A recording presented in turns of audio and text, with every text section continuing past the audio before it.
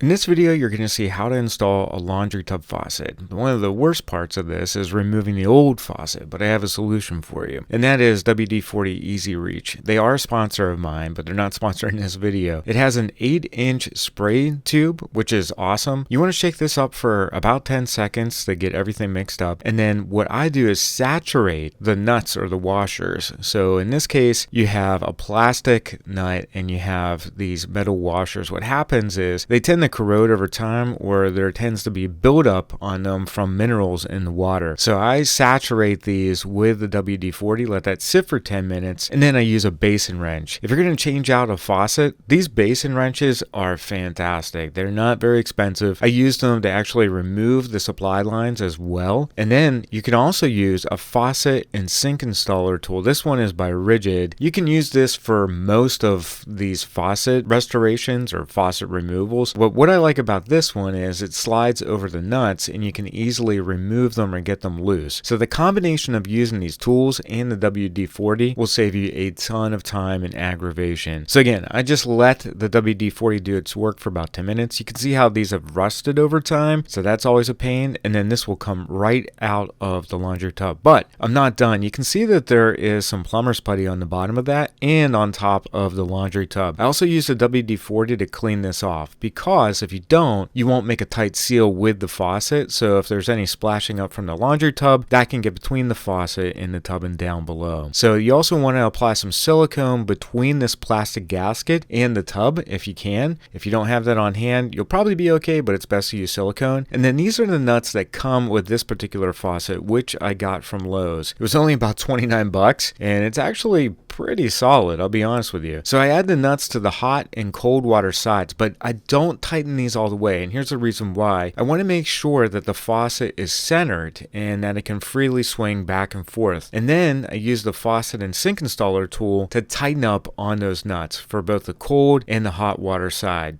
Again, this is a great tool for that, especially if you don't have a ton of access. Like I literally only have 4 or 5 inches of access here. Then I add this water supply lines back onto it. By the way, you don't need any Teflon tape or pipe dope for this, because there is a rubber gasket inside most water supply lines that will cinch that and make it watertight. Then I use the Basin wrench to turn that another quarter to half turn. I like to hand tighten these first, and then I use the Basin wrench to ratchet down on them. You don't want to ratchet down on them too tight, but at this point you want to make sure that you don't have any water leaks. You want to run the water for both the hot and the cold water side. This is a pro tip, because that way if you do have any leaks underneath, you'll be able to see that and you can tighten down on the water supply lines. But that's how you install a laundry tub faucet. Probably one of the easiest installations you can do, but it all starts with getting that old faucet out. I hope these tips help you.